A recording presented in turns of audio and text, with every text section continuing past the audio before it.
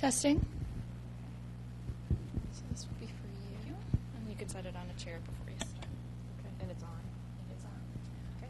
So this guy is also on. Okay. It's just on mute. Okay. So you can get yourself all hooked up. And when you're ready to talk, you just open it. Gotcha. Okay.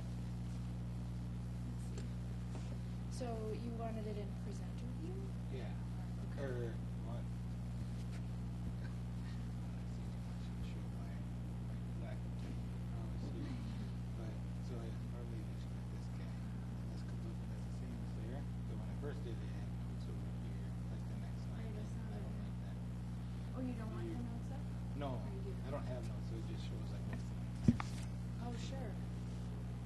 Let's see. So you just unclick this? I don't use presenter view often personally.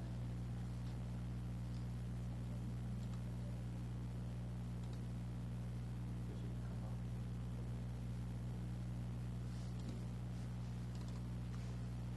See if I can go. Oh, there's a second window.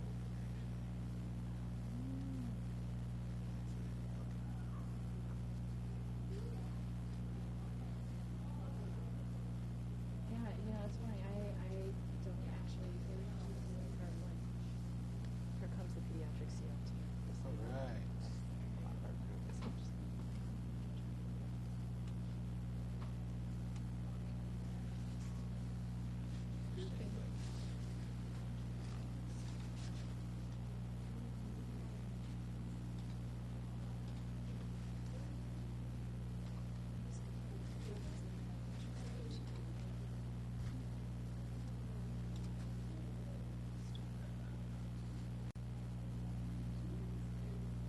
Okay. So now we're just seeing the slide so you can see what's next up here. Oh, yeah. To the BNC.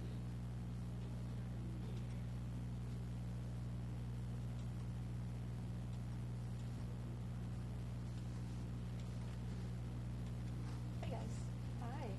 Hello.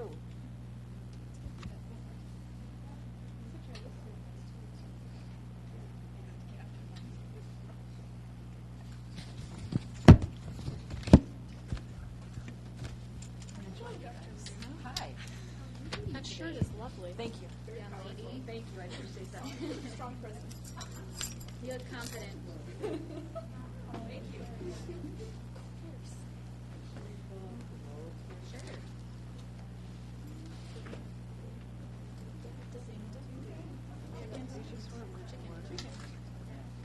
Good stuff. I'm not making that one mistake again. Oh, you're still detailed. After my I like better shoes and small slippers. Okay. Yeah, whenever they drive through Alvy.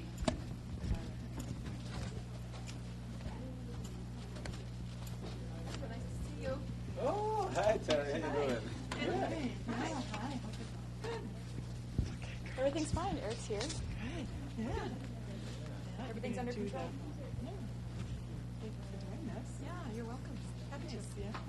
No problem. Jerry's going to give the intro. Oh, cool. Yeah. I'm going to sing it. Yeah, okay. We're going to be the judges, okay? Yeah. Oh. Pitchy. Yep.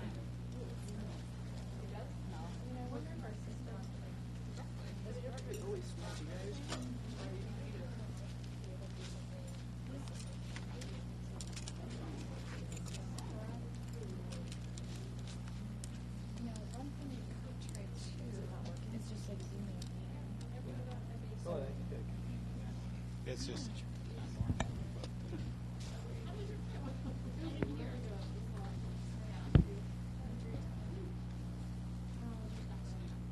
What's that switching up there? Is that oh, that's true. So that's an issue. Good. That's pretty goofy. Isn't it easy to do the arrow?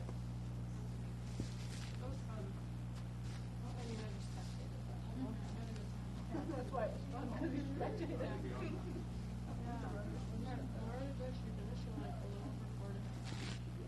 We're digging a hole. Zoom out like really good.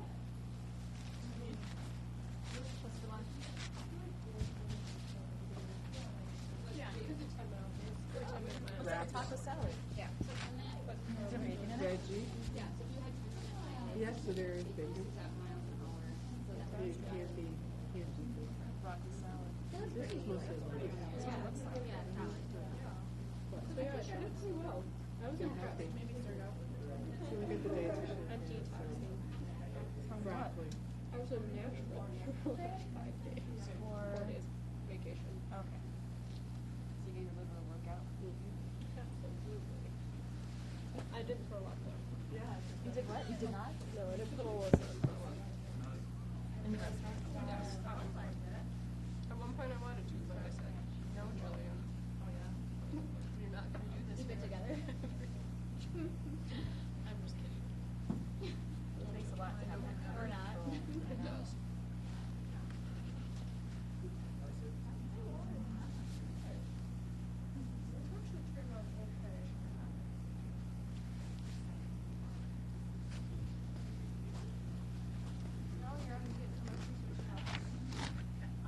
I can edit it out. You're rebooting?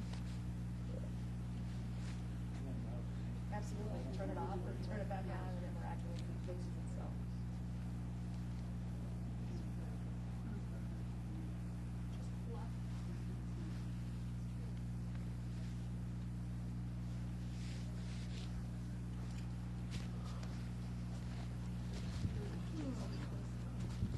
What?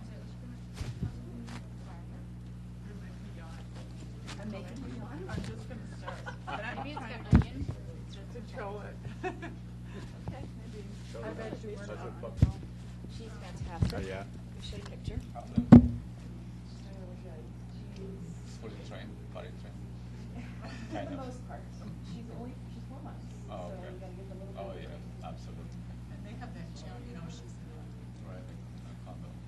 so. Cool. Oh, look at that. Look at that. Very healthy. Yeah. My new child. Growing. He's a lab rolled into something else. Okay. 4 months. Alex. Alex. Yeah. She's not very happy with me in this picture. Oh, a gentle leader. Yeah, she doesn't like it. But she needs it.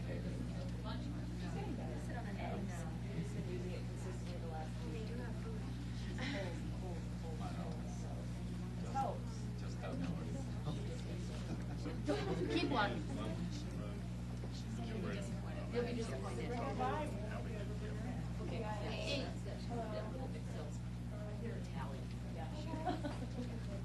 I can't imagine why. I will work on that.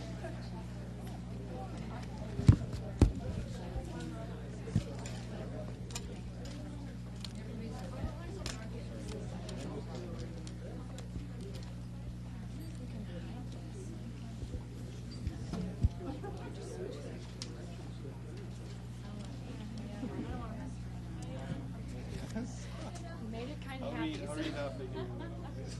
Okay, great. Well,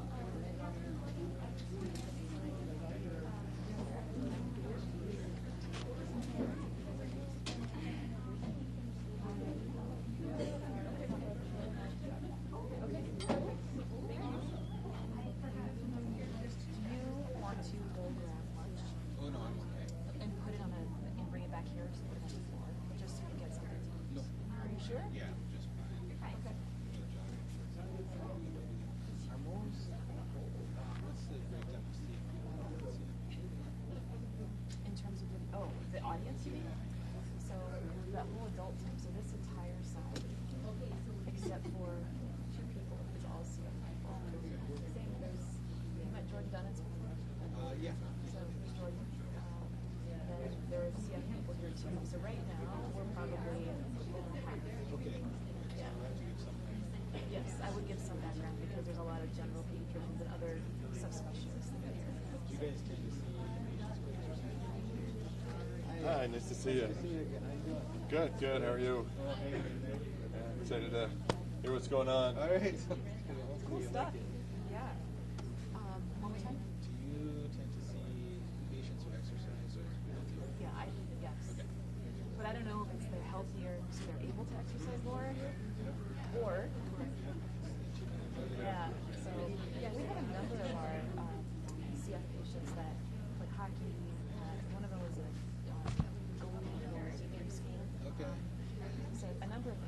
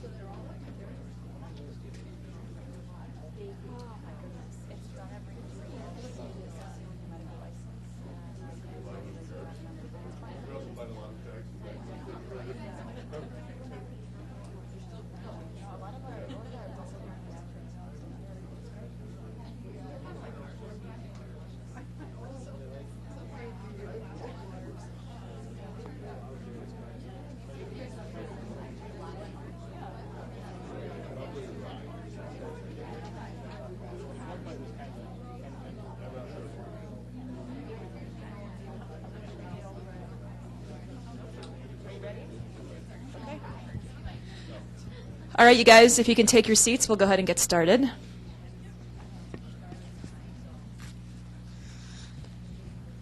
So thank you all for coming to Grand Rounds. I'm Terry Laguna in the Department of Peds in Peds Pulmonary, and I have the honor of introducing our Grand Rounds speaker today. So this is Dr. Eric Snyder, and I'm going to cheat and look at his CV because it's 28 pages long, and I can't remember all of his academic expertise. So he is originally from Rochester, Minnesota, and he went to undergrad at Missouri Southern State University, where he played Division II soccer. Then he got a master's in exercise science at the University of Wisconsin-La Crosse, and his PhD was obtained here in exercise physiology.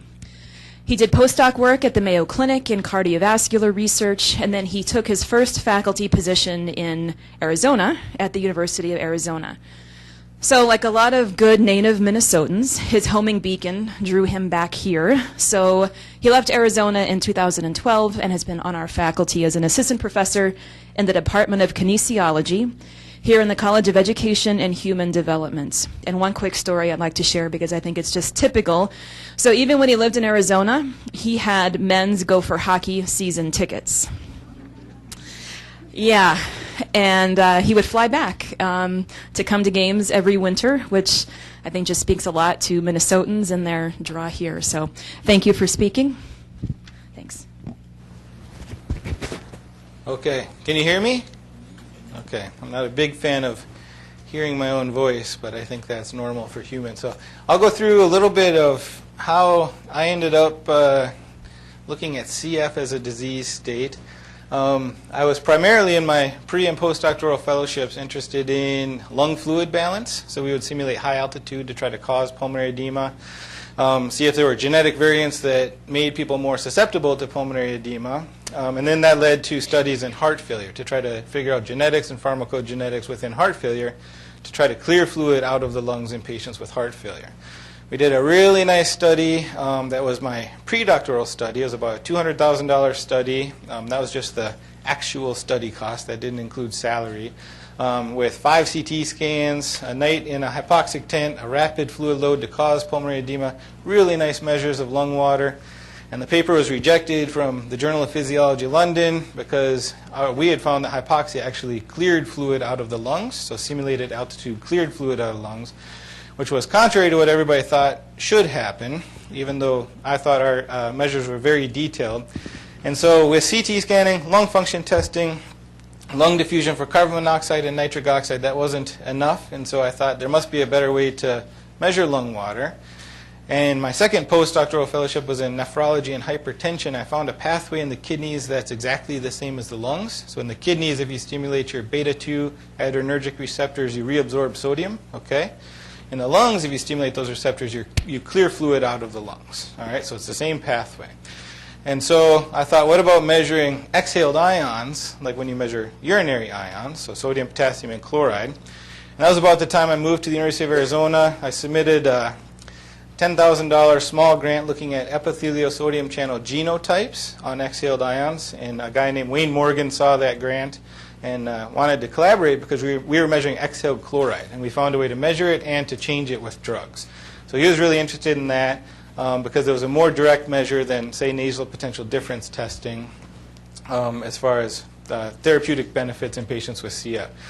Almost right away, we just really liked the disease state for study. It's a little more dire than heart failure. Heart failure patients tend to be older. They're at the end of life. They've lived a good life. And we really liked the complexity of the CF disease and that it was a similar pathway. And so I still have a lot to learn about CF. Only been looking at CF stuff for a few years now. I kind of like my naivete in CF because I ask questions that I think other people have been told are kind of crazy. And so we have some interesting data here today. I didn't know the exact breakdown of the audience, so I have some background in CF, not a lot because I didn't want to get too much into it. Also, I'm not, again, a clinician, a CF clinician. So we'll just start with kind of the basics of CF. I'm on the side of CF that it's a dry lung disease. The dry lung starts the problems early on. I'll show you data that kind of supports that in my mind. What happens with cystic fibrosis is there's a mutation of the cystic fibrosis transmembrane regulator. Okay, this alters chloride secretion, so not a lot of chloride comes up to the airways, and then it also causes sodium hyperabsorption, so a lot of sodium leaves. This makes for a dry lung. Okay, figure this out here. So that's the improper ion transport. Then the airway surface gets depleted or thinner, and that squishes this nice area for mucociliary clearance. The cilia here turn into kind of a plugged cilia there, which I think this is a nice demonstration of that. So we have impaired mucus clearance, which, as the CF crew here knows, leads to this cycle of infection, inflammation, scarring, lung damage, obstruction. This is where you start to see problems. Again, I'm on the side, as far as the pathways we've looked at, that keeping the lungs wet is a good thing early on in CF. I know there are some other viewpoints, but again, being naive to or new to the CF disease, I can't state the opposite side of the argument too well. So just talk about the basics of ion regulation in the healthy airway epithelial cells. Here's the simple version. Okay. So what I was interested in as a postdoc was stimulating the beta-2 receptor. This is the air up here. All right. So this would be the airways. This would be the interstitial space or the blood. Stimulating the beta-2 receptors ultimately increases pKa. That can open up sodium channels, and that can cause sodium removal. Okay. Chloride will follow paracellularly, and water will follow. And then the sodium is pumped out at the basolateral membrane with sodium potassium ATPase. When I first started looking at this, in my head, as a young student, there was just a beta-2 receptor, there was just a sodium channel, and this just popped these open, and sodium left and water left. So it's very magical. The more I've had to learn about this, it's a lot more complex, which is harder for me to continue to study. But you can see here, this is the cystic fibrosis transmembrane regulator. All right, and so this is the main genetic mutation that causes cystic fibrosis.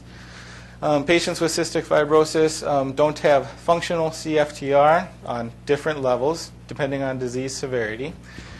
And this also, the CFTR, has an inhibitory effect on the epithelial sodium channel. So when you lose the function of this, not only do you have less chloride going up, keeping the airways nice and wet, it also makes this red area stop, so there's more sodium hyperabsorption. I have some kind of animations towards this. But this is the basis of what we've been studying. So in heart failure, we want this to function. We want the beta-2s to get water out. In cystic fibrosis, you don't want that to happen. So you want the lungs to stay a little bit more wet in patients with cystic fibrosis. Okay, so I'll talk a bit about the epithelial sodium channels because we've just started studying genetic variations of this in a bit more detail. And we just finished a study at the Mayo Clinic where we exposed normal subjects to hypoxia, the condition where we found to cause lung fluid clearance, and then we give them inhaled amiloride. So we made inhaled amiloride to block this channel, and that inhaled amiloride attenuated the decrease in lung fluid clearance. And so, as some people know, the history of inhaled amiloride as a therapy in CF has been kind of scattered, wasn't successful, because when you would block a sodium channel, more would come to the surface, and then the blocked sodium channel, the half-life wasn't long enough, and so then you ultimately ended up with more functional sodium channels on the apical side of the cell, which was a bad thing. So in CF, that caused hyperabsorption. We did show in healthies that inhaled amiloride could block the sodium channels, and I'll speak to that as far as genetic variants in a second. So just some basics. The epithelial sodium channels, a sodium channel containing an alpha, beta, and gamma subunit. Because of our next grant submission, I have to tell people that the alpha subunit is the most important subunit of the sodium channel, because this is the gene we study the most, the one that encodes the alpha subunit. So animal and cell models have shown that knocking out the alpha subunit has the greatest functional effect on channel activity, okay? And in RNA interference models. If you knock out the alpha subunit, animals die very young. And then the sodium channel is located on the apical membrane of type 1 and type 2 alveolar cells. And I'll show diagrams to this over and over, so it should become pretty clear why I think this is important. Okay, and there's one bit of evidence as to why I think drying out the lungs is very important in cystic fibrosis. There's case reports of gross genetic mutations of the beta and gamma and some alpha subunits, okay? Most of them have been linked to either salt-sensitive hypertension, okay, or salt-wasting diseases. Pseudohypoaldosteronism is one. Little syndrome is one. But they've also shown that if there are gross genetic variants of the epithelial sodium channel that causes CF-like lung disease, okay? And this is in the absence of a mutation of Cftr. In addition, here's an electron micrograph of an overexpression model of the epithelial sodium channel beta subunit here. And you can see this is normal airway surface liquid here. This is normal cilia. And then when you knock that, or when you overexpress rather, the epithelial sodium channel, that dries out and you get a compression of the mucus a lot like cystic fibrosis. And people who here either study animal models or interested in animal models for cystic fibrosis or have just read a lot of literature in this area, you know that there's not a good Cftr mutation right now, animal model, rodent model, because they tend to die from intestinal problems, not lung problems. So for a rodent model, they tend to use ENOC overexpression. Okay? We study all humans, so it's a little easier because we don't have to translate these things. We study the direct intact human model. We've mostly studied the beta-2 adrenergic receptor, genetic variation of the beta-2 adrenergic receptor, and now we're getting into how genetic variation of the beta-2 receptor, epithelial sodium channels interact, and then how stimulation of the beta-2 receptor and other channels during exercise can be beneficial to patients with cystic fibrosis. Okay, so again, just some more background on this. Stimulating the beta-2 receptor increases the number and the probability that one of those sodium channels is open. Okay, so if you remember the sodium channel apical side, if you stimulate the beta-2 receptor, you can have more of those channels, and the probability that one pops open to let sodium go through, right? And I have, again, some more diagrams for that. But stimulation of the beta-2 receptor also increases Cftr activity, which inhibits the sodium channel. So again, when I think I was still a graduate student when we were really looking at this. We had published one paper, and somebody wrote a letter to the editor saying that they were disappointed that we didn't mention Cftr in lung fluid balance, okay? And both my mentor and I said, well, how is Cftr important in lung fluid balance in healthy subjects? We found some really interesting data to that effect, and that's one of the other stepping stones to how we got into cystic fibrosis. Okay? If you don't have a functional Cftr, there's sodium hyperabsorption. As sodium leaves, chloride follows paracellularly. Water leaves and the lungs get more dry. Okay? This is good for healthy subjects. Somebody that wants to go climb Mount Everest and doesn't want to get pulmonary edema. Somebody with heart failure who doesn't want to get pulmonary edema. But I would argue that this is bad in patients with cystic fibrosis. You want this channel to not be very functional in patients with cystic fibrosis. Here's just a little schematic then of everything we've just talked about briefly in the background. Okay, so again we have cystic fibrosis transmembrane conductance regulator here, epithelial sodium channel. These we'll talk about a little bit, calcium activated chloride channels. So we have paracellular pathway here. Okay, sodium, potassium, ATPase down here. So remember, this is the air, this is the cilia, okay, mucus, We all need to clear mucus out of our lungs. Let's see how the animations work. So as Cftr becomes less functional or non-functional, you lose that inhibitory effect on the epithelial sodium channel here. Okay, that causes sodium hyperabsorption. And then water leaves the lungs, causes a compression of the cilia, which inhibits mucociliary clearance. All right? So this is why the chest physiotherapy, things like that, are always used in CF. Okay? And what we're getting towards in the exercise is that exercise helps this pathway. Okay? We think that exercise, the active exercise, through calcium-activated chloride channels, through some semi-functional CFTR, I know that's a bit controversial, can keep this layer a little bit more wet and help with mucociliary clearance. Okay? We came to this initially, my background was in exercise physiology. I never really did true exercise physiology. When I was a PhD student here, I worked at the Mayo Clinic the whole time. I just came up for class and then went back. So I was always in a clinical setting working with heart failure patients or other patients. And then I got into the clinical area, got into cystic fibrosis, and we noticed, as I hear is somewhat noticed here, that patients who exercised with cystic fibrosis were always a little healthier. Okay? And we started digging into literature, saw some stuff by David Orenstein, kind of the first work looking at the functional effects of exercise in patients with cystic fibrosis, and realized this wasn't just kind of a fluke thing that we were observing, that this might be a real effect, that patients who exercise tend to be healthier. What's not known yet is there's no direct link to exercising and prolonging life. So I'll show you some data now on what's been done to date, kind of some loose linking that gets towards that. But the actual data on exercise and prolonging life is pretty sparse right now, to say the least. And then the mechanisms are pretty sparse as well. So nobody's really gotten into the mechanisms. Why is this happening beyond simple bronchodilation? So one of the first studies with Dr. Orenstein showed that patients who exercised had a significant increase in aerobic capacity, exercise tolerance, and respiratory muscle endurance. So to me, this is a good first start, but those are all things you'd really expect, right? So if you're exercising, you expect to be better at exercising, okay, especially if you're starting from a relatively sedentary group. He also had 10 subjects, so this was 31 subjects total, I believe. 21 were CFers who exercised, 10 were CFers who didn't exercise, and the control group showed a significant decline relative to the exercise group in FEV1. Okay? So this was one of the first studies done in this area. Pretty nice study, and these are all stepping stones.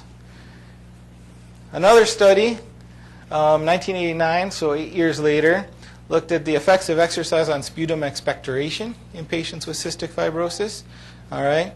And their conclusion essentially was that exercise alone was not as beneficial as chest physiotherapy, but that exercise could provide some effect. It had some added benefit to chest physiotherapy. My hypothesis here would be that if exercise is indeed bringing some water up to that mucociliary layer, then that's helping with the sputum expectoration once you get into chest physiotherapy. This was a nice study by Dr. Schneiderman Walker. And this was a little longer study. I believe this was a 3-year study looking at the effects of exercise on lung function over 3 years. Okay? And so you can see, seeing if I had them squared out, the difference in lung function, forced vital capacity here on the second line was significant. Forced expiratory volume after 1 second was not significant, but approaching significance. Obviously, with this 3-year exercise study, it's hard to get large groups to participate, so this may have been underpowered to see significance in the FEV1. But if you look at the exercise group, had a small drop in lung function, but not nearly as much as the control group. So this was one of the first long-term controlled exercise studies to show that exercise attenuates the approximate 2 to 3% decline in lung function that's seen in most CF patients. All right, so we're getting closer to what's going on with the lungs and survival in CF. This study was in New England Journal of Medicine, 1992, and this study, 109 patients, so decent size for, I guess, a longer-term study. The problem with this study is they just did one exercise test. So the conclusion from this study is patients who are more fit tend to live longer, right? The obvious problem with that, like with our patients who exercise are more healthy, is that maybe patients who are just more fit, they just have less severe lung disease, okay? And this study only did one exercise test at the beginning of the study, never a follow-up. And so we don't really know what happened in these 8 years to these patients. But again, a step in the right direction. To argue that we have to have a study to end all studies is kind of ridiculous. So we're stepping towards the right conclusion. But again, VO2 peak is also not always related to, VO2 peak is maximal oxygen consumption or a measure of fitness. And it's not always related to activity, okay? A lot of genetics just determines your VO2 peak, and disease severity determines VO2 peak, all right? And so this wasn't an exercise study over 8 years. Again, they just did the one measurement. Dr. Hebestret has done a study to, again, add to this wall that exercise improves lifespan in patients with cystic fibrosis, and looked at time spent in moderate to physical activity relationship with VO2 max. So patients who are a little bit more active have higher VO2 max, okay, or are more fit. But again, one could say, or patients who are more fit have more physical activity because it's easier for them, right? So I'm trying to point out here that it's tough to discern without a long-term study, besides the Schneiderman-Walker study that was a good long-term controlled study. It's hard to discern between, are they doing it just because it's easier, okay, or is the physical activity actually improving their fitness? So just some summary points from what's been done to date. So exercise increases exercise tolerance and aerobic capacity, increases respiratory muscle endurance, helps a little bit with sputum expectoration, reduces the rate of decline in lung function. That's the Snyderman-Walker. If you are more fit, you're less likely to die. Okay. If you're more active, you have higher aerobic fitness.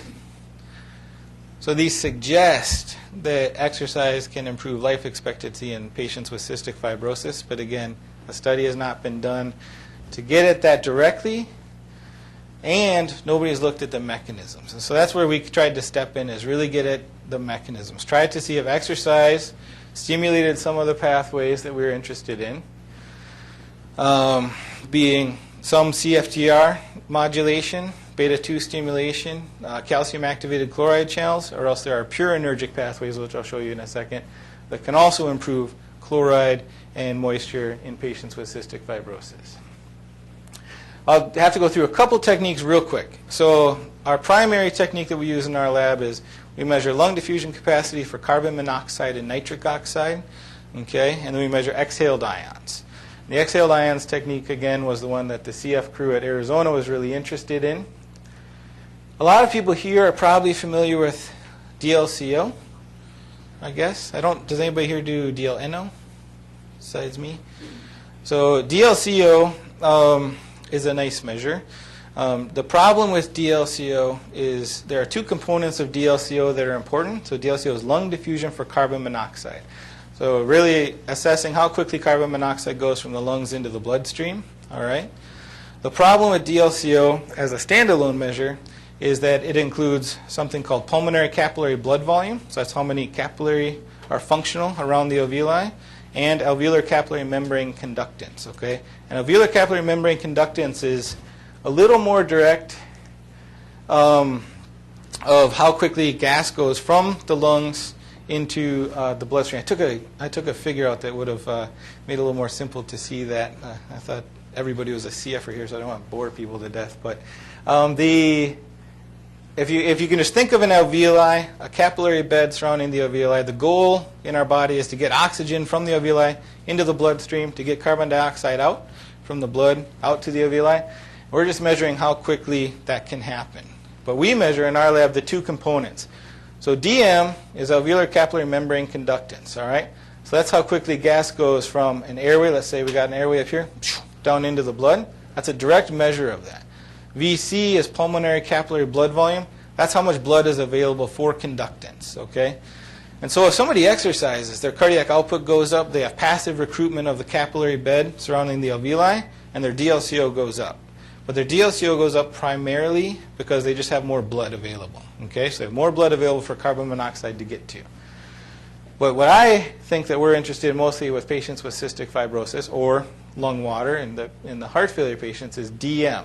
Is there something that inhibits that gas transfer from the lungs in the bloodstream or out, from the bloodstream out? And so we use nitric oxide and carbon monoxide simultaneously. So traditionally you could use the Ruffton-Forster equation. You can measure DLCO at 3 different oxygen tensions, and you can do some math, and you can get your DM and VC. But we use carbon monoxide and nitric oxide simultaneously because we can get it in 8 breaths. We can get DLCO, we can get DLNO, we can get DM, and we can get VC all at once. We do a blood draw for hemoglobin before every set of measures, because if you have more hemoglobin available for binding, then you can also artificially increase DLCO or DLNO. All right? So here's just the kind of basic math behind it. DLCO binds to hemoglobin much higher than oxygen, right? That's why you can die from carbon monoxide poisoning. Okay? DLNO is about 280 times that, or 300 times that. So DLNO is thought to essentially just be a measure of this DM. Because it doesn't matter a lot how much hemoglobin or how much blood is there. NO just really wants to bind fast. And the only thing that really limits that theoretically, I think that we're coming to the point where we're not sure if that theory is 100% correct. Theoretically, the only thing that hinders that disappearance of nitric oxide is this alveolar capillary membrane, okay? Which is just what it sounds like. It's the membrane between the alveoli and the capillary. So we just correct for differences in solubility and molecular weight of carbon monoxide and nitric oxide. We get a correction factor for our DLNO, okay, to convert it to DMCO. We pop the DM back in here. We do some calculation with the theta, depending on alveolar oxygen, hemoglobin. Real quick, we get the math done. So it's a real easy measure, real quick. We do it in a 5-liter rebreathe bag, anesthesia bag, measure our gases on a mass spectrometer here. There's a nitric oxide analyzer over here. They all come into analog to digital board, and then they all come to a computer screen, and this is what we get. So real quick measure for researchers or clinicians who are interested. We just set this up in the CTSI, okay, and we told the CTSI when we're not doing studies, other people can use this with the help of our technician. So if anybody has an interest in getting at the DLCO, DLNO technique over there, they have set up some sort of charge system so that people can have this measured even if they're not formally collaborating with us. And what we get, oh, my labels didn't pop up. If you look on the bottom graph here, this is just a subject's tidal breathing here. Okay, at the end of a normal expiration, we click them into the bag. So this is the first inhalation of the gas. We calibrate it before every test, and so it doesn't matter the concentration of the gas in the bag because we actually use 4 different gases.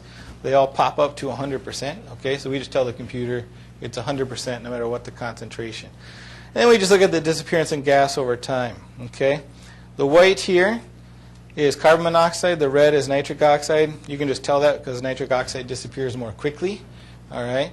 Initially, we started doing this, and this is just nerdy science stuff. We started doing this with 12 breaths per minute for a setting for the subjects, but the nitric oxide, we could only get 2 breaths. It would just disappear. All right.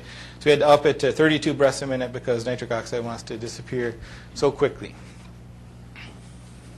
And then here's just a readout. We also get cardiac output from what's called an acetylene rebreathe technique. If anybody's interested in that, I can explain that at another time. But you can see we get DLCO, DLNO, and then those measures go into a spreadsheet with the equations. So our first study in patients with cystic fibrosis, we were really trying to get to our exhaled sodium and our exhaled chloride technique is accurate. We can change exhaled chloride, exhaled sodium values with albuterol, okay, a beta agonist. And at the time I was in a college of pharmacy, but I would always tack an exercise test onto every single study I did because I still had an interest in exercise. And so which is good for now, good for where I'm positioned right now. And this is one of the first studies we did in patients with cystic fibrosis. If you look at the watts, this is peak exercise. I want you to kind of pay attention to this. Healthy subjects get up to about 190 watts. CF patients get to about 97 watts, okay? That's 100% of their maximums. That's the most they can do, right? As a percent predicted, the healthy subjects were at about 106% predicted, and the CF subjects were at about 52% predicted, all right? And I find this really interesting because all of our data so far that I'll show you at the end of the presentation suggests that if CF patients exercise at 50% of their maximum intensity, it has effects that are similar to giving them albuterol or other drugs, okay? And if you imagine 97 watts is peak, so about 50% of that, that's not super heavy exercise, okay? And so beyond the exercise studies as far as just mechanisms and things like this, we think this could be a viable therapy as well. Of course, CF patients like overweight patients, patients with high blood pressure, things like that, it's hard to get people to exercise if they could take a therapy instead. So that's a natural hurdle to this. These are cardiovascular parameters. Again, I'd be happy to go through that with anybody at another time. We have some real nice cardiovascular data in patients with cystic fibrosis. But start looking at this change in DLNO. Okay, that's lung diffusion for nitric oxide. Below that, change in lung diffusion for carbon monoxide. Okay, so we didn't anticipate much of a change in DLCO or DLNO. Again, this was our initial study. I had never exercised CF patients at maximum before. I needed to kind of see how they responded, what was going on with the patients. But what I was really more interested in was their lung diffusion causing oxygen desaturation? And then more specifically, as we got closer to that membrane, was there a tighter relationship with oxygen desaturation? Okay? So you can see the healthy are the filled squares, and the CF patients started at a lower oxygen saturation, and they desaturate slightly with exercise, although not a lot. Okay? Now this is alveolar capillary membrane conductance. So again, this is the ability of gas to go from the lungs into the bloodstream. Real specific measure of that gas transfer. You can see the healthy subjects start with a higher alveolar capillary membrane conductance, which you'd expect. And with exercise, they recruit or improve some of the alveolar capillary membrane conductance. CFers start lower, but again, look at, they do have an increase in alveolar capillary membrane conductance. So something's happening during this exercise that is improving gas transfer, okay? Just at the membrane, not just with the blood volume. Now this was one of our, again, this is one of our more interesting findings from our initial study with CF. We found that lung diffusion for carbon monoxide was somewhat related to oxygen saturation at peak exercise. Once we got a little closer to that membrane for gas transfer, it got a little tighter. And when we got right on that membrane after calculating everything out, there was a tight relationship between alveolar capillary membrane conductance and oxygen saturation at peak exercise. All right? So with that tight relationship, you can also see that it's improving a little bit with exercise.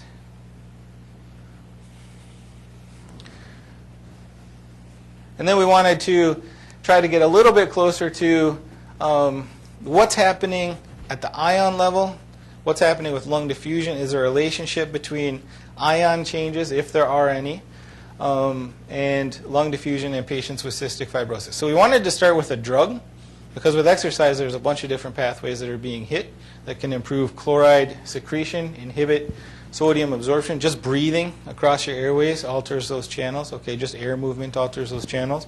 Beyond epinephrine, norepinephrine, other hormones.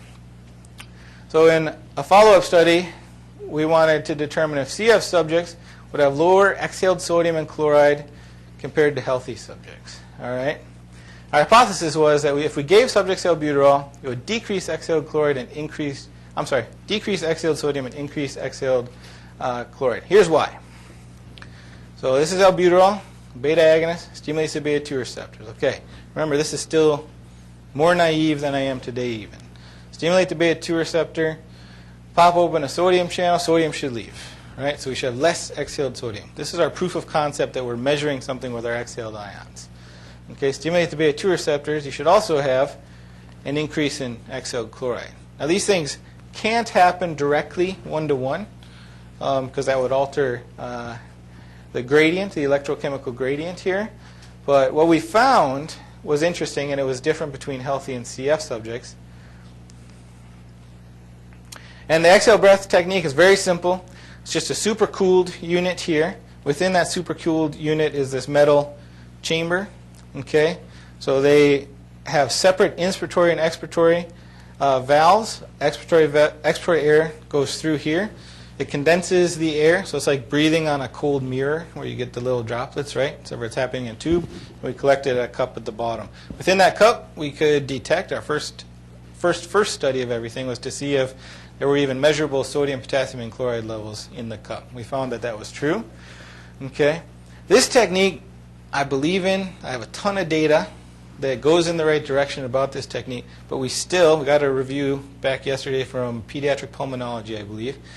And there's one reviewer loves the technique, says this could be very promising, right? If you give, let's say, Dlco, all right, to see before and after Dlco, does exhaled chloride go up? Okay, because I don't think the NPD measures are, somebody with some clinician has to correct me on this, though. There having some problems with the NPD measures with Dlco as far as response, or is that just my missing? In the G551D, the NPD supported. Oh, is it? Okay. Yeah.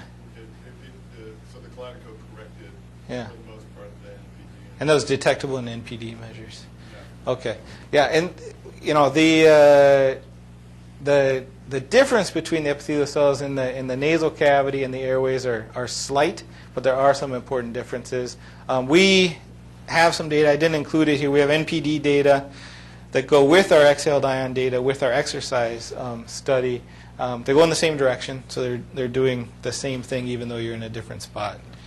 Okay? I mean, the NPD is a really cumbersome measure. I mean, a simple measure like this would be great. Yeah. Not that this is simple, but Yeah. the NPD is so user-dependent and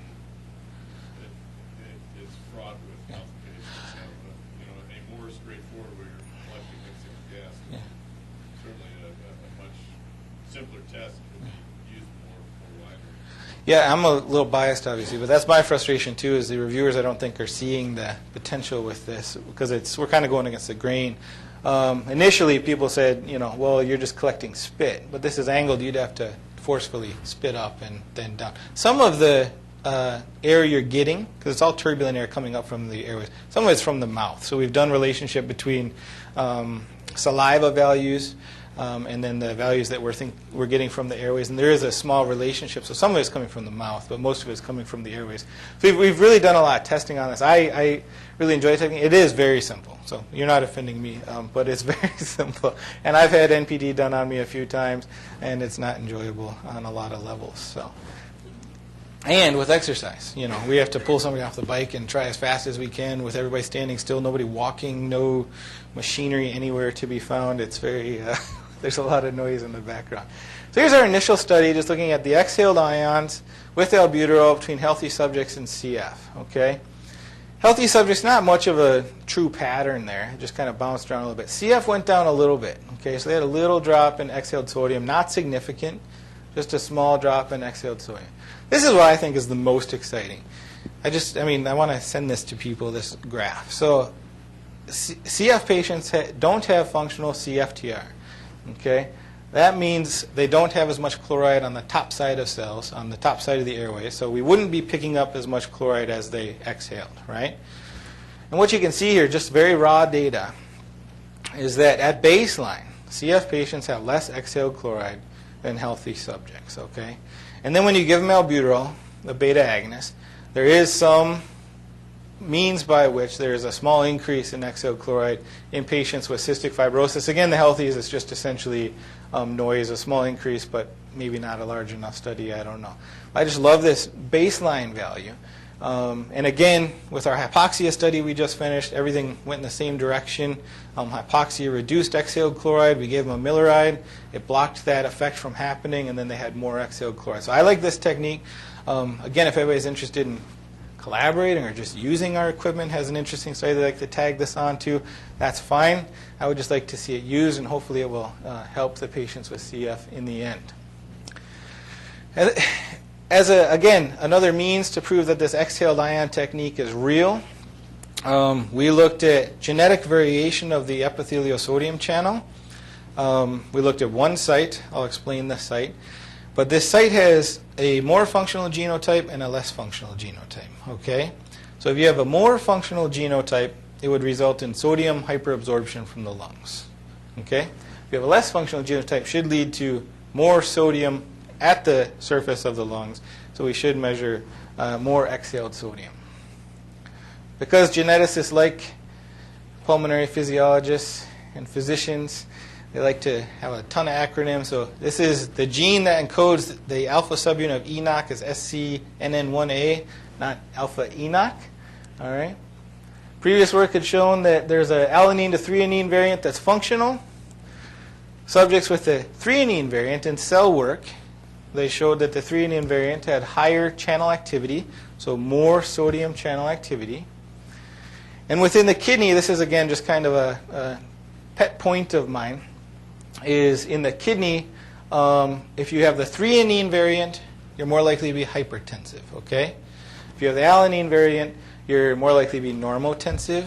And this again just highlights the parallel between the kidneys and the lungs. In the kidney, if you have a functional sodium channel, sodium comes back to your body, increases your plasma volume, all right, and increases your blood pressure. In the lungs, it goes the other direction, same direction really, but it goes back and causes lung fluid clearance. So this genetic variant we found to be important. I have some data that I took out of the presentation just in case I go long, but if anybody's interested in how this influences lung function in detail, I can show you. So we're interested in how this variant, the T is the functional. Just remember the T663 variant is the functional variant, has more sodium channel function.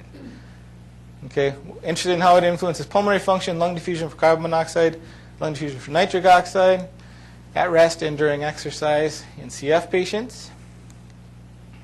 This is a small study. Again, this is probably our third CF study.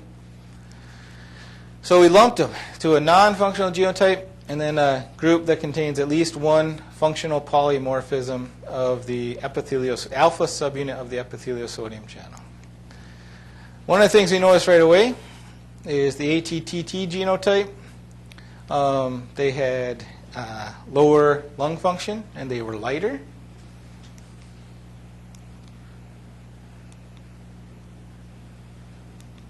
All right. So after this small study, I can't remember if I present the exhaled ion data. We had some exhaled ion data in these subjects. We found that this ATTT genotype of the epithelial sodium channel, they had less exhaled sodium, less exhaled chloride, lower lung function. All right. So our hypothesis was that these patients, earlier in life, they're just having a hyperfunctional sodium channel. They're drying out their lungs earlier in life, and that's reducing their lung function over their lifespan. Okay. Again, back to the dry lung theory. Since this study, and this is the data I moved to after the presentation, if anybody wants to see it, we recruited 40 more subjects. Okay. We were able to get EBCs on about half of them, exhaled breath condensate on about half of them, same pattern. We weren't able to recruit many more of the TT genotype. We just don't find it. This genotype happens or occurs in about 28% of healthy normal population. Okay. And this occurs, we found, at about 5% in the CF population. And so there's a difference in the frequency of the polymorphism, which makes recruitment difficult. And this is the paper that was rejected at pediatric pulmonology, somewhat rightfully so, because we only had 2 homozygotes for ATTT, okay, and only 1 that we were able to get the exhaled breath condensate on. But every time we're able to increase our sample size, we see the same pattern. They have lower lung function and they're lighter in weight. And the lung function is percent predicted, so, and they're lighter in weight. So what we found with our exercise study is that patients with the ATTT genotype, they had a greater increase in lung diffusion for nitric oxide when compared to the AA genotype. All right. All right. This was a little backwards from what we saw in healthy subjects. Actually, it can't be a little bit backwards. It was fully backwards from what we saw in healthy subjects. And we found this very interesting. We thought through it a lot. our explanation here is that the T genotype throughout life has a hyperabsorption of sodium, drier lungs. When they exercise, their lungs get a little wetter, and that actually improves lung diffusion in patients with CF. So it's a little bit opposite of a normal population. In normal subjects, if your lungs are more wet, that directly decreases alveolar capillary membrane conductance. But we did find a genotype effect on lung diffusing capacity for nitric oxide and alveolar capillary membrane conductance % change. And of course, the ATTT group actually started with a lower lung diffusion parameter than the AA group. Even when corrected for alveolar volume, so we had a great comment from a reviewer to, what if this is just a size, a recruitment issue of the lung? Corrected for alveolar volume had the same effect, significant effect. And this is pulmonary capillary blood volume. So these should, in theory, follow each other. If you have an increase in pulmonary capillary blood volume, you should have an increase in DM, right? But here we're seeing an increase in DM, even though there's less of an increase in pulmonary capillary blood volume. So that really shows that that unit of conductance per blood volume, or per blood unit, is really good, or is really improving in the ATTT group. So we found that this single nucleotide polymorphism, this gene, is associated with differences in lung diffusing capacity with exercise. That the ATTT group had a greater increase in diffusing capacity with exercise. And this brought them to a similar diffusing capacity levels as the AA group. And that this is possibly due to exercise-induced inhibition of ENOC, okay, and increased chloride secretion through calcium-activated chloride channels. So this is the more complex, but not the most complex, diagram of the pathways that are stimulated during exercise. With exercise and breathing, you have release of ATP, which stimulates purinergic pathways. Okay, this can increase chloride secretion. This is the drug that Dlco was targeting, calcium-activated chloride channels. Dlco failed, I believe. It was targeting calcium-activated chloride channels. We study primarily the beta-2 receptor. All that influences the epithelial sodium channel and Cftr. So what we know, and I'll show you the data in a second, but I want you to picture this. I thought I put this up one more time, but just in case I didn't, because I talk with my hands a lot, but it's better just to see it here. We know some way that exercise is making more chloride up here, okay? We don't know exactly how that's happening yet. We just know that exercise is making more chloride up here, which is probably making lungs more wet, and that that's improving lung diffusion. Our next step is to block these channels during exercise, okay, and measure the same thing. Not because we're interested in exercise, because we'd like to give this information to clinicians to say this is a good pathway that you should be targeting with pharmacotherapy, right? Because again, like every other clinical population, it's difficult to say, well, this is really helping, you should exercise, because people just don't seem to like to do that, all right? So the pulmonary function data is really interesting data. What I'm not going to get, it's a bit of a tangent because we're focusing on exercise today.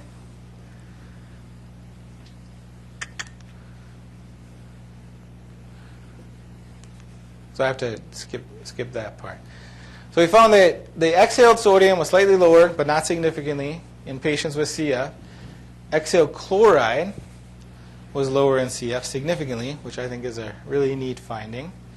Albuterol resulted in a small decrease in exhaled sodium and an increase in exhaled chloride in CF. Again, the sodium is not significant, the chloride is.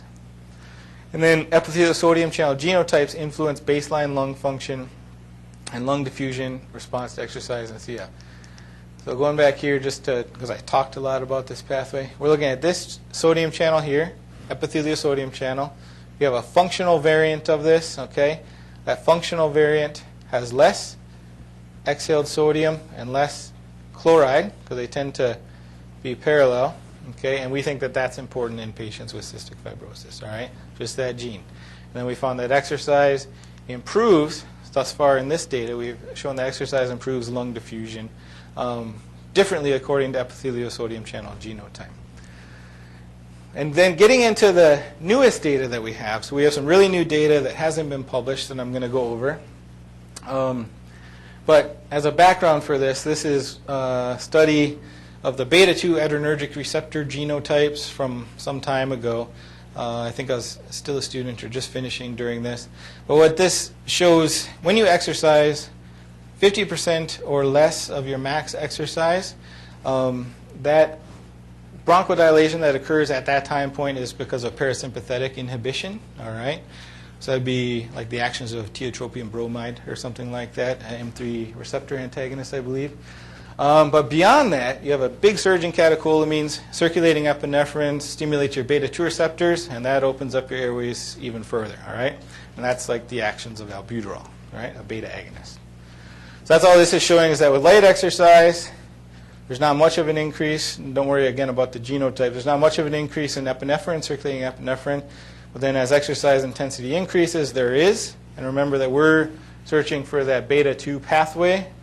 So we are interested in what exercise does here. There's a massive 400% increase in epinephrine. So this beta-2 receptor is getting hit a lot as exercise intensity increases. Okay? And so getting to our newest data, okay, I didn't put the highlights there. Looking at, you can see just the general ventilatory parameters, what you would expect between healthy subjects and CF patients. There's a lower tidal volume. They have the tachypnic breathing pattern on average at rest, and then a lower minute ventilation with exercise. Okay, so I'll just let people chew on that data a little bit. We have, again, some real nice cardiovascular data that we're pursuing now. And the CF patients tend to desaturate a little bit more, although I would argue that's not a whole lot. Okay, so this is, I think, I don't think there's there's not too many more slides, but this is kind of the impact slides, because this is our newest data that's not published yet. So my PhD student, she's now a postdoc at the Mayo Clinic, this is her data, and she was very interested in exercise, and she did a follow-up. So our initial studies, we had found that there was a level of bronchodilation. If you look at somebody's maximal exercise test, there was a level of bronchodilation when they were about halfway to getting to peak that was the same. So at just 50% of peak, that was the same as when we gave them albuterol, right? But it was kind of a dirty study because we didn't do a max test and then do a prolonged semi-max test, right? We were just picking the 50% point for people. So she did a real detailed follow-up study, and that's what the next 3 slides are going to be, is data from hers. So if you look at the cystic fibrosis subjects here, this is just bronchodilation, okay? Change in forced expiratory flow at 25 to 75% of the forced vital capacity. We like this as an index of bronchodilation. In the research realm, I think I like it just because that's what my mentor liked, and so he kind of hammered it home to me, so I've carried it on. But you can see CF patients have significant bronchodilation at moderate intensity exercise, and this is about 46 watts. So has anybody exercised at 46 watts on a bike? So it's almost hard to keep the pedals from like popping because it's a real light exercise. Of course, it's real light in us, but it's a very manageable exercise intensity. Now, if you compare this to albuterol, okay, this is 30 minutes post-albuterol and 60 minutes post-albuterol. You can see that the exercise bronchodilation at 40-some watts is the same as giving albuterol, all right? So what I have been talking a lot to my students about, because now I'm in an exercise science department, is we talk a lot about exercise as medicine for patients with cystic fibrosis, right? The problem with repeat beta agonist use is, of course, receptor desensitization. Okay, that receptor desensitization can counteract or be detrimental in asthmatics and patients with cystic fibrosis. We just submitted an abstract to NACF. Hopefully I can keep people with me on this. We've shown in healthies that if you give albuterol, it opens up the vessels, okay, decreases systemic vascular resistance, and it increases ventricular contractility. Okay, those are 2 beta-2 things that happen on the cardiovascular side. So inhaling albuterol in healthy subjects has a cardiovascular effect. All right. Then we have this data with healthies and cystic fibrosis. So I had a pharmacy student analyze the data last week with me, and we found that cystic fibrosis patients don't have any change when they inhale albuterol. Okay? They don't have any drop in systemic vascular resistance. They don't have any increase in cardiac output or stroke volume. Okay? This is most likely because their beta-2 receptors are desensitized, but you wouldn't be able to measure that in the lungs because there's so much else going on. So this abstract was just submitted to NACF. Hopefully, I don't know how selective they are. Hopefully it is accepted. We've been there most times, I think. But, and this is just a carry-on from this. Now, we're also collaborating with one of our old collaborators, Mike Joyner at the Mayo Clinic, saw this data. And he said, Eric, since beta agonists are often given to open up the airways for the delivery of other drugs, what if you exercised a CF patient and then gave them drugs during exercise? And so that's a study that we've submitted funding for to look at the administration of a beta agonist and then also tadalafil in patients with cystic fibrosis. This is lung diffusion for nitric oxide. And this is percent change from baseline. Again, you can see moderate exercise. Okay, so about 40 watts has a greater increase in lung diffusion compared to albuterol. So this is a really good thing from the exercise standpoint. And then this is the neat data. This is the really dorky neat data. So what you can see here is CF patients, again, this is a totally different study. All right? CF patients start with lower exhaled chloride compared to healthy subjects. So again, to me, the fact that it's different according to epithelial sodium channel genotype, we can change it with albuterol. It's different between healthy and CF in predictive directions. We change it with exercise. To me, this is a real technique, but we haven't published enough papers in this to write a review paper on this. But you can see with light exercise, exhaled chloride goes up significantly in healthy subjects, but it also goes up in patients with cystic fibrosis, okay, and a little bit more than with albuterol administration. So right now we're focused on this, because now we've gotten to the fact that beyond just opening up the airways, or we didn't do a long enough study, but decreasing or attenuating the decline in lung function over time, we can see here that something's happening with the ions when you exercise patients with cystic fibrosis. We have NPD data that goes in the exact same direction, all right, and there's a relationship between our exhaled chloride and our NPD data. It's a technique that takes a little more time to explain the technique as well. But so this is pretty exciting for us. So what we want to do now, our next step for this is we're going to exercise people and then inhibit. Oh, let me get to my big one. Inhibit these three main pathways by which exercise can increase chloride in patients with CF during exercise. So inhibit it in healthy subjects and then inhibit it in CF subjects and see if we can get to another stage of therapeutic guidance in case the Vertex drugs aren't as promising as they think. So that's it for me. So I'm happy to answer any questions that anybody has. Or try to. So the CF patients you studied, are they mild, moderate, severe disease? So mild to moderate. So mostly pretty mild. If you look at your demographic data. I mean, you just look at, if you go back to that graph you just, the chart you just had, the body capacities. I mean, it looks like, you know, looks like the vital capacity is significantly lower in your CF patients than your healthy. Oh, yeah. Yeah, I'd say, that's not the one we're looking for here. We're looking for the demographics, right? Yeah, so, oh, this is by genotype. I don't know how I keep missing it here.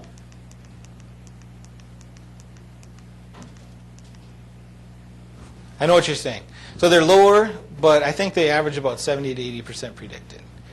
I'm just wondering if you were to compare healthy patients, CF patients with normal lung function, sort of take out the airway obstruction component. Yeah. So you're really just looking at CFTR, you know, looking at channel. Yeah. So I mean, with the people with the lower F, you find people with abnormal airways. Right. If you were to look at people that were healthy, because you've got a fair number of, you know, young adults that have essentially normal lung function, if you could take out the component of airway, and so you're looking a little bit more purely at channels. Yep, that's a great point. I think we're averaging on the published stuff about 80% predicted versus 100 in healthies, roughly. We do have a data set now that's looking at ventricular function in patients with CF, and that paper is about to be submitted. And that the VO2s are matched. We have unhealthy healthies and then healthy CFers. And then I'll have to look at the PF data, though, and see how matched those are, because I know VO2s are matched, but that's an excellent point, yeah.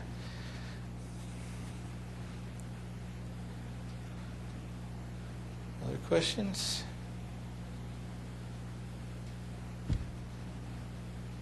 Yeah. A lot of the data is regarding DLCOs, Mhm. sort of more a measure of alveolar function. While we usually think of CF as largely an airway disease, with alveoli left fairly intact. Yeah. I'm just wondering if, do you think there are limitations are problems with alveolar function and diffusion, or is it,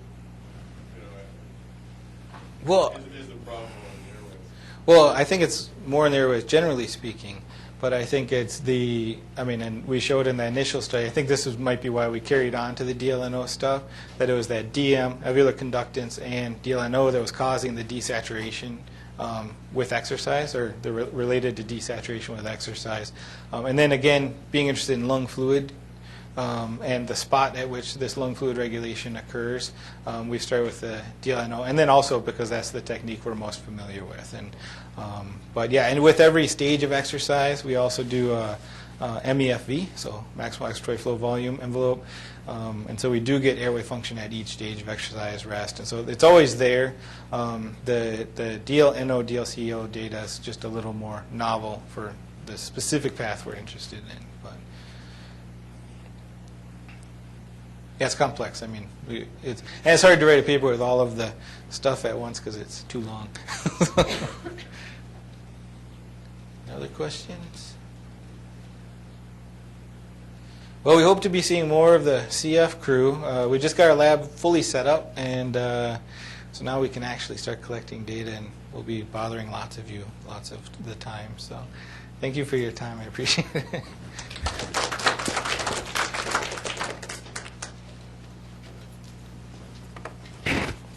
Hey, how you doing? Thank you very much. Yeah. A quick question.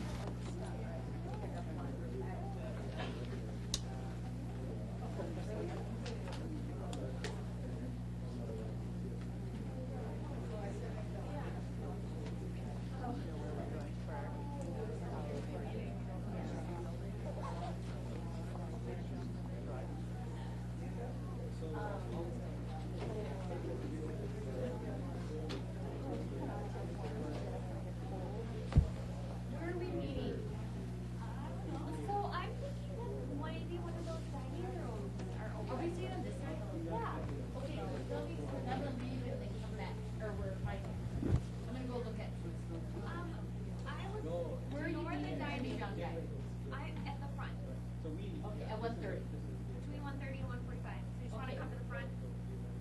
You might be gone by the